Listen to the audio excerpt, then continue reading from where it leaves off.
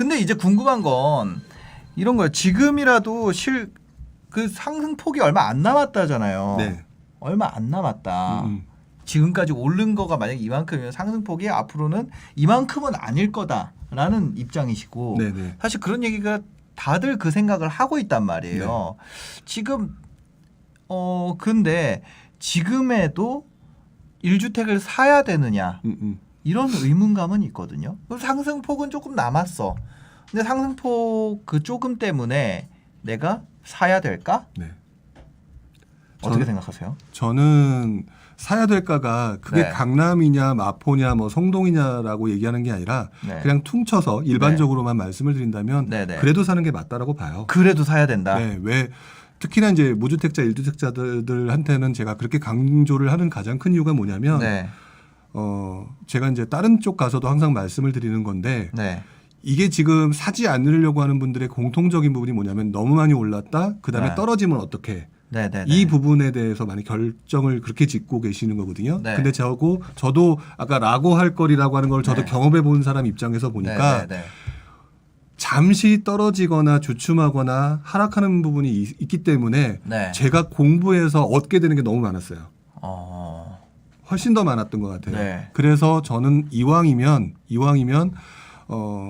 예를 들어서 무리하게만 하지 않으면 된다. 무리하게 안 하면 된다. 지금 내가 대출을 받아서 들어가려고 하는데 내가 선호되는 A라고 하는 지역에 들어가려고 하는데 되게 무리하다. 네. 저는 그렇게까지는 하지 마라. 후반부에는 좀 단계를 좀 낮춰라. 네. 그래서 단계를 좀 낮추게 되면은 약간 대출이라든지 이런 것에 대한 부담이 좀 줄어들잖아요. 네네. 그럼 혹시 모를 하락장이 오더라도 견뎌낼 수가 있어요.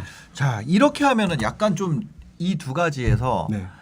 고민되는 바가 있습니다. 네. 뭐냐? 무리를 해서라도 입지가 좋은 것을 선택하는 것이 아니다라고 했잖아요. 네. 근데 부동산은 입지다라는 것이 있잖아요. 네. 네. 그러면 어떤 것이 우선하게 될까요? 그러니까 그래서 사이클에 맞춰서 움직여야 된다고 제가 보통 표현을 하는 건데 네네네. 첫 번째는 입지예요. 첫 번째는 입지다. 네, 무조건 입지예요. 무조건. 예. 근데 그 입지를 해놓고 네. 그 다음에 감당할 수 있느냐 없느냐가 두 번째라고 봐요. 왜 그러냐면 시장에는 사이클이 있어서 네. 상승장 초반에 재수가 좋으면 네. 계속 올라가는 거에서 수익이 엄청 큰데 네. 만약에 그게 예를 들어서 꺾이는 장에 접어들게 되면 네. 가격은 떨어지는데 나는 무리한 투자가 들어갔다는 거죠. 네. 무리한 투자가 들어갔을 때 나타나는 현상이 뭐냐면 그때 우리 2008년도 9년도에 가장 크게 이슈가 됐던 하우스포가 나와요. 네. 하우스포라고 해서 그분들이 무너진 것을 또 누가 가져가느냐. 네. 그때 여유 있는 사람들이 또 다시 가져가요. 그러면은 입지가 첫 번째가 아니라 내가 그거를 안 뺏기느냐가 첫 번째네요. 그렇죠. 그게 이제 아무리 좋은 관점에서 데를 한다고 해도 네네. 내가 이거를 하락장에 얘를 언제 올지 모르지만 왔는데 네. 이걸 다시 누구한테 줘야 되면 이게 내 게 아닌 거잖아요. 그렇죠. 그래서 부동산적인 관점으로 보면 입지가 먼저다고 말씀을 드렸던 거고 나의 관점으로 보게 되면 포트폴리오 짜는 거를 생각하게 되면 네. 지금 현재 상승장 후반부에 너무 무리하게 들어가는 것보다는 네. 그분들이 예를 들어 침체장에 오더라도 자금적인 여유를 그동안 만들어 두시게 되면 그것을 다시 살 수 있는 길은 돌아오거든요. 네. 그렇기 때문에 저는 가능하면은 무리하지 말아라. 무리하지 마라. 지난 장에 무너졌던 사람들도 결국에는 하우스포가 무너졌는데 네. 재밌는 건 하우스포가 네. 그때 나왔던 그 기사를 제가 최근에 한번 우연히 봤는데 네. 하우스포 비중이 10%밖에 되지 않았어요. 전체 주택 가지고 있는 사람 중에. 예, 그때 한 10% 정도, 한 10%인가 13% 정도였는데 네. 그 사람들이 무너졌고 그것 때문에 지금 굉장히 많은 사람들이 그걸 크게 느껴지고 있는 것뿐이지. 네, 뉴스가 많이 나왔으니까요. 네. 그것이 느껴지는 것뿐이지 또 그것을 견딜 수 있었던 사람은 아무 문제 없이 그걸 견뎌냈고 지금 그 이후에 나타난 상승장에 고스란히 그 상승의 기쁨을 네. 만끽하고 있는 분들이거든요. 하락장에 이자를 내보셨나요? 내봤죠. 어떤 기분이에요? 저 궁금해서. 네. 특히나 버틸 수 있습니까? 그게 예를 들어서 내가 4억에 집을 샀어요. 네. 4억에 샀는데 집이 3억이 됐어요. 근데 네. 이자는 내가 4억에 대해서 내고 있잖아요. 네, 그렇죠. 근데 집이 3억이 된 거를 내가 알고 있어요. 왜냐면 지금 그때 2004년도에 하셨다 그랬죠. 그때만 해도 호갱노노는 없었을 거 아니에요. 그렇죠. 근데 그때는 부동산 뱅크지 이런 거였어요. 부동산 뱅크지. 네, 잡지. 종이였어요. 네, 종이였어요. 그러니까요. 종이의 시대였기 때문에 네. 좀 버티는데 그게 없었을 수도 있는데 네. 가격은 알고 계셨죠, 그래도. 그럼요. 근데 그러니까 그 상태에서 멘탈, 내가 이자를 내고 있잖아요. 멘탈이 붕괴가 될 수밖에 없죠.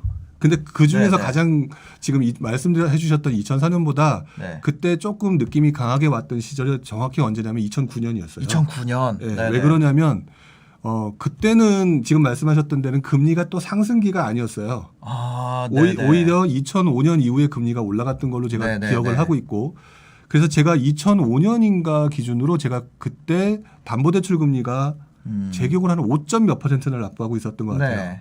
그러다가 2008년 9년이 돼서 그때 제가 7.8인가 7.7인가 하여튼 아, 대출 금리가요? 네, 그랬었다고요. 아, 근데 신용불량자 되겠다. 진짜. 근데 만약에 네. 그때 물론 지금은 너무나 그 심한 저금리 상태이기 때문에 네네네. 많은 분들이 이게 지금 계속해서 이렇게 될 것처럼 생각하고 계시거든요. 네네. 근데 그때도 4% 5%에서 7% 됐는데 네. 조금 버겁더라고요. 어. 특히나 요즘은 원리금 균등까지 하잖아요. 맞아요. 그 버거운데 그 개수를 늘리면서 만약에 내가 부담을 할 수 있다라고 하면 네. 그거는 괜찮겠는데 그렇지 못한 사람들이 거의 많을 거예요. 아, 그러면 이 고통이 너무 크기 때문에 지금 상승 폭이 지금까지 오른 것보다 좁을 것으로 예상되는 이 상황에서는 네. 이런 거를 감안을 해야 된다. 네, 특히나 금리 상승이나. 그러니까 참 어려운 부분이긴 해요. 왜 그러냐면은 네네. 지금 현재 상승장이 제 솔직한 마음으로는 네. 조금 더 길어질 것 같다라고 봐요. 네네. 근데 그 와중에 무슨 변수가 있을 것 같냐라고 하면 확실히 금리 인상이 있을 것 같아요. 금리는 올라갈 것 같다. 네, 금리는 분명히 인상할 네. 것 같고 그렇기 때문에 제가 자꾸 욕심을 부리는 부분을 좀 조심해라고 하는 게 그때 어느 정도 내가 감당할 수 있는 수준에 버틸 수 있는 사람이라면 그 다음에도 크게 문제는 안 돼요. 근데 지금 뒤늦게 무리하게라고 하는 분들이 결국 지금 현재 저금리 상태에 들어왔을 때 금리가 내 생각보다 더 높아지게 되면 네. 생각보다 이분들은 감당하기가 어려울 수가 있고 그랬을 때는 흔히 말하는 투매 현상이 나타나는 게 네. 그거는 자산 시장에서 나타나는 아주 공통적인 현상인 것 같아요. 네네네. 뭐 주식도 투매하고 뭐 다 투매를 하잖아요. 네. 그러니까 부동산도 그런 현상이 나타날 수 있는 거기 때문에 그런 리스크를 저도 예전에는 몰랐어요. 네. 그러니까 하락장을 겪기 전까지는 그냥 사야 되는 거라고 느꼈거든요. 근데 그 하락장을 보면서 이렇게 관리를 하는 거구나. 네. 부동산도 그 흔히 말하는 뭐 주식 시장이든 어디 다른 쪽 자산 관리하는 쪽에서 말하는 포트폴리오 조정이라고 하는 부분을 네. 꼭 챙겨야 되는 거구나. 그때 저도 되게 많이 느꼈죠. 지금은 하락장이 올 것을 염두에 두면서 상승장을 즐겨야 되는 상황이다. 하락장이라고 하는 부분을 네. 말씀하신 것처럼 또 이렇게 말씀해 주시면은 또 어떤 분은 하락장이 더 크게 들릴 거예요. 네네네. 네, 하지만 그럼에도 불구하고 결론은 하나인 것 같아요. 네. 리스크 관리는 확실하게 해라. 리스크 관리를 해야 된다. 네. 그러니까요. 근데 이미 주택 포지션이 많은 분들, 네. 그런 분들 같은 경우는 지금 늘릴 수 있는 타이밍은 아니네요. 그렇죠. 가지고 있는 거에 상승을 좀 즐길 수는 있겠지만 여기서 더 포지션을 늘려서 리스크를 더 테이킹할 수 있는 수준은 아니다. 네. 개수를 늘리면서 리스크를 줄이는 방법은 저는 없다고 생각을 해요. 개수가 늘어나면 리스크는 커지니까. 네, 왜냐하면 정부 규제 자체가 다주택자인데 네네네. 결국 그 부분을 갖다가 극복하려고 하는 것 물론 이제 그 중에 나타나는 현상들이 네. 공시지가 1억 미만이라든지 네. 비조정 지역이라든지 이런 쪽으로 가려고 하죠. 네. 근데 아까 말씀드렸던 부동산에 있어서 입지가 제일 먼저다라고 얘기했던 부분을 네. 반대되는 행동으로 흘러가고 있는 중인 거거든요. 그게 또 한 번의 리스크라는 거예요. 그 전에 한번 이럴 때가 있었잖아요. 다주택자 규제를 땅 때리니까 네. 다주택자들이 정리해가지고 똘똘한 한 채로 갔어요. 네. 근데 이제 똘똘한 한 채만 내가 가지고 있는데 상승장이 계속되니까 네. 거기서 이제 또 현금 흐름이 있는 분들은 돈이 쌓이잖아요. 네, 네. 근데 그러니까 뭐 하고 싶으니까 또 이제 그 작은 것들 하게 되는 그런 상황이 된 거거든요. 그 전세금 올라간 거 받아가지고 그걸 네. 또 뭘 하긴 해야 된다고 생각을 하니까. 네네. 근데 여기서는 더 포지션 늘릴 게 아니다. 오히려 그 부분은 네. 아닌 것 같다라고 저는 생각하고요. 네. 물론 개 중에는 그 현재 그 세금 그 정책을 이용한 투자 방법도 있긴 있어요. 네네네. 예를 들면은 지금 현재 이제 재건축 아파트 같은 경우에 입주권 같은 경우가 있거든요. 네. 그럼 입주권 같은 경우는 지금 현재 건물이 멸실되어 있는 상태이기 때문에 네. 앞으로 새 집이 될 아파트를 구하면서도 종합부동산세에 해당이 되질 않아요. 네네. 그러니까 흔히 말하는 세금의 절세라든지 그렇게 네. 되면은 동시 보유가 가능한 거거든요. 네. 그러니까 이런 방식으로 조금 세금 절세라고 하는 차원에서 가는 거는 맞는 것 같아요. 그리고 그런 기회도 많은 것 같고 네. 근데 지금 당장에서 무언가를 더 많이 하려고 하기에는 네. 오히려 그 다음 이후의 시장에 아하. 대부분의 자산가들을 보게 되면은 네. 부동산만 하는 게 아니라 사실 돈을 많이 버신 그 부동산 하신 분들도 이제 아마 네. 점차 다른 거에 대한 고민을 하실 게 네. 부동산을 더 사느냐가 아니라 분명히 그분들 중에 상당수는 다른 포지션에 있는 뭐 주식이라든지 채권이라든지 이런 쪽으로 좀 번져나가고 계실 거라고 보이거든요. 네. 이렇게 나가는 게 조금 더 정상적일 것 같고 포트폴리오 관점에서는 부동산을 더 하는 건 좀 약간 비정상적이다. 네, 오히려 그분들도 부담된다는 걸 느끼실 거라고 보여지고 네네. 이분들이 그리고 난 다음에 나중에 또 어떤 때 또 움직이게 되냐면 정말로 나중에 침체장이 왔다. 네. 그러게 되면은 흔히 말하는 바겐세 시장이 또 와요. 네. 왜냐하면은 그때 이제 예를 들어서 미분양 물량도 늘어나고 그러겠죠. 예. 네. 그러면 그 가지고 있던 현금을 오히려 거기다 투입을 하는 거죠. 왜? 네. 지금 현재 박앤세일을 하고 미분양 같은 경우 너무 많게 되면 또 할인 부장도 하고 막 이런 시장이 또 오거든요. 네. 그 시점에 하게 되면 흔히 말하는 마진 폭이 어마어마하게 커지기 때문에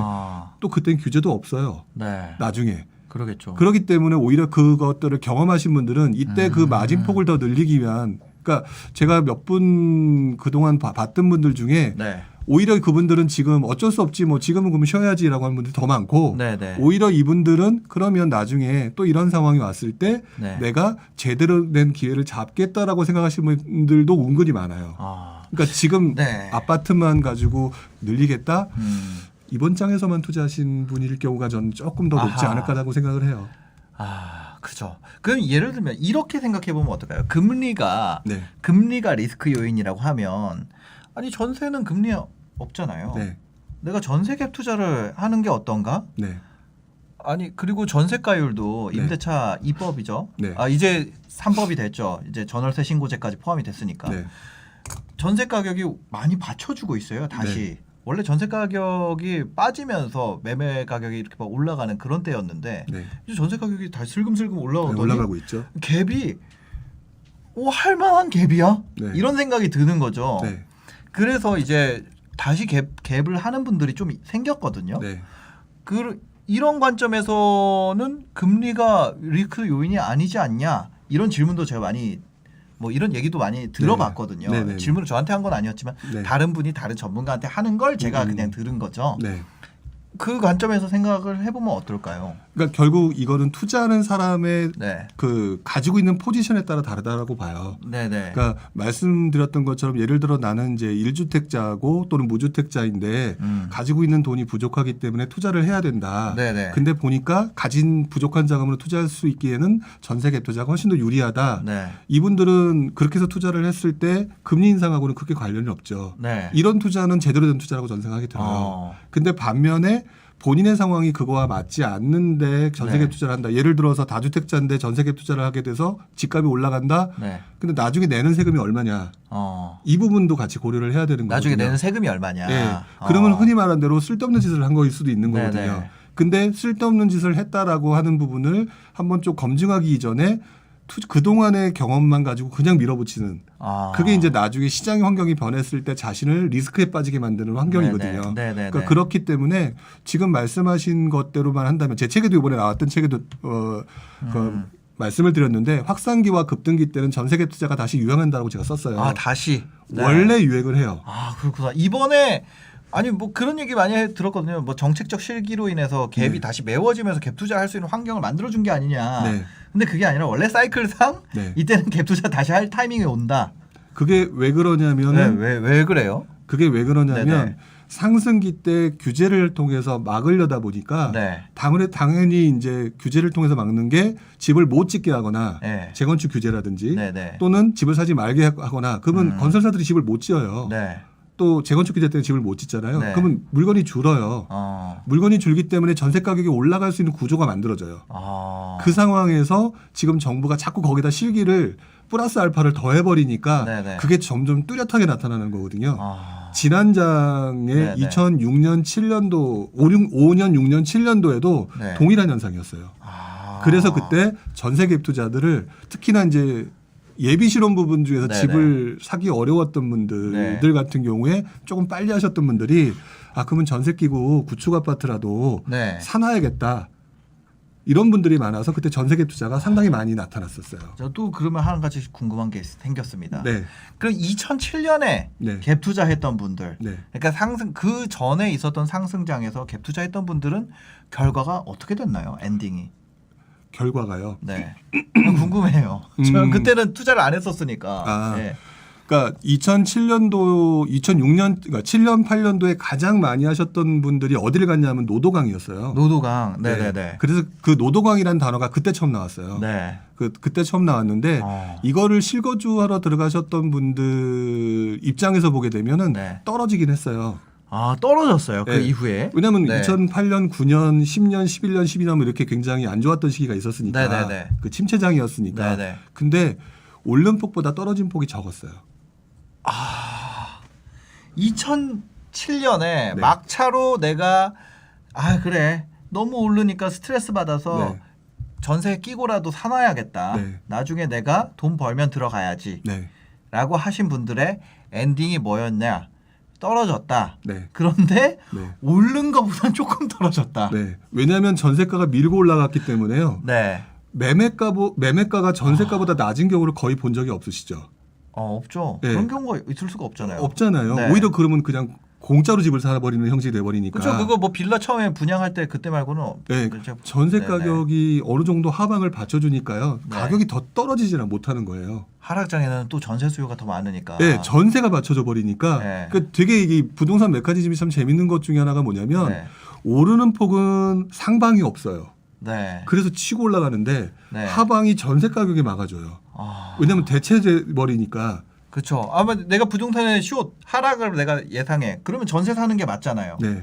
그런데 모두가 하락할 거라고 생각하면 반대로 전세 전세 가격이 가격이 올라가죠. 거기에 프리미엄이 붙으니까. 근데 매매가가 전세가보다 낮은 경우는 없잖아요. 네. 그러니까 전세 가격 너무 아이러니하네. 네, 떨어지지 못하고 받쳐져 버리는 거니까 아까 제가 말씀드렸던 것처럼 네네네. 매매 가격이 상방을 뚫고 올라갔다 떨어졌어도 네. 덜 떨어지는 거예요.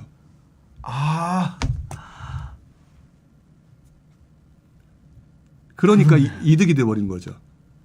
고생은 했지만 이득이다. 기다리는 하락장에 빠지는 것을 기대하고 전세로 살면 네. 그 전세가보다 매매가는 비쌀 수밖에 없는 거네요. 네, 그렇죠. 내가 살고 있는 전세가보다 네. 내가 기다리는 가격이 전세가를 뚫고 내려올 수는 없는 거니까. 그렇죠. 오히려 어떤 상황에서 전세가가 떨어질 수도 있죠. 뭐 네. 예를 들어 그때 물량이 많이 나온다든지 네네. 이런 식으로 해서 급격히 떨어지는 지역도 있지만 네. 결국에는 전반적인 상황으로 보게 되면 매매가는 절대 전세 가격 밑으로 나오지도 않고 그런 상황이면 나라가 이상한 상황이잖아요. 네. 그렇기 때문에 오히려 결과론적으로는 그런 현상이 나타났고요. 그리고 네. 그분들이 지금 노도강 지금에도 최근에 많이 올랐잖아요. 네. 만약 그대로 살고 계셨다라고 하면 아마 이분들은 그때 올랐고 조금 떨어졌다가 더 올랐고 지금 네. 최근 들어서 많이 올랐고 엄청 올랐잖아요. 그러니까 수익 자체는 그래서 제가 부동산 시장이 하방 경직성이 뛰어나기 때문에 네. 가지고 계시고 경험해 보시는 게 낫다라고 말씀을 드리는 거예요. 차라리 가지고 있는 게 낫다. 네. 상승이 조금 남았을 것 같아요. 무리하게 그러니까 투자는 하락장에서도 못하지만. 그럼 사는 게 낫다는 거예요. 네, 저는 사봐야 된다고 생각하거든요. 하락장에서도. 네, 왜 그러냐면 네. 하락장일 때는 일단 본인들이 아마 본인들 스스로 지금 생각을 돌이켜서 생각을 해보게 되면 네. 굉장히 많이 떨어지는 거에 대한 공포가 엄청나게 큰 거거든요. 엄청 떨어질 것 같아요. 네. 그래서 어차피 안 사실 거예요. 네. 대부분의 사람들이. 네. 근데 그렇게 떨어진다고 해도 아까 말씀드렸던 것처럼 전세가가 받쳐주고 있잖아요. 네. 그리고 또 전세가격이 밀려 올라가는 상황이 오면서 네. 생각보다 안 떨어지는 상황이 오고 그리고 그 오랜 기간 동안 지켜본 바에 의하면 결국 그 떨어졌던 폭보다 더 올라가는 폭이 더 많았던 게 사실이고 지금 또 실제 현장을 보게 되면 네. 원자재 가격이나 이런 것들이 오르고 있는 중이잖아요. 네, 네. 인플레이션 때문에. 네. 이 가격보다 높은 수준으로 분양을 할 수밖에 없는 구조가 다음 몇 년 후에 나올 거예요. 분양가 계속 올라가고 네, 올라갈 수밖에 인건비는 없는- 올라갈 수밖에 없고 인건비 올라가지 모래 가격, 재료비도 올라가지. 예, 재료비 올라가면 이런 것들이 맞물리면서 인플레이션까지 고려를 하게 된다면 네. 하락장이니까 지금 명목 손실 때문에 걱정하니까 들어가면 안 된다. 오히려 지금 사놓는 게 오히려 훨씬 더 유리할 수 있다고 저는 보고 있어요. 1주택은 사는 게 맞네요. 네, 저는 1주택은 특히나 사는 게 좋다고 항상 말씀을 드렸었어요. 네. 사봐야 알아요.